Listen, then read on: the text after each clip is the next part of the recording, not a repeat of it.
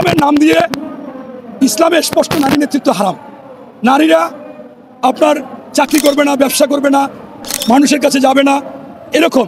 অথচ তারা ইসলামের চালাবে, নারী সংগঠন করে, আবার পাশাপাশি প্রেস ক্লাবে নায়িকা গায়িকা তারা যখন একটা মানববন্ধন করলো যে এরা যদি আসে আমাদের সমস্যা হবে, পরের দিনই জামাতের আমির বলল কোনো নারীদের সমস্যা হবে না, তোমরা গান বাজনা সিনেমা সব করবা।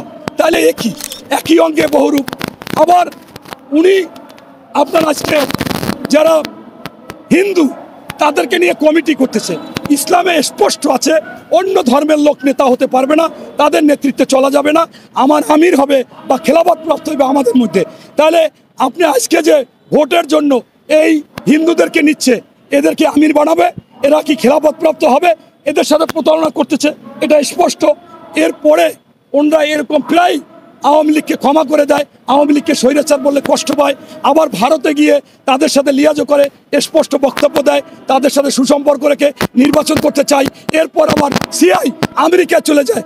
অর্থাৎ এরা এখন দেশ বিক্রি করে হলেও তারা এই ক্ষমতায় যেতে চায়। তাই ইউনূস সাহেবকে এটা বলা হয়নি যে ওইখানে গিয়ে পাকাপোক্ত 20 বছরের মধ্যে মতো ক্ষমতায় থাকবে যে কোনোভাবে, ওই ফ্যাসিস্ট হাসিনার মতো।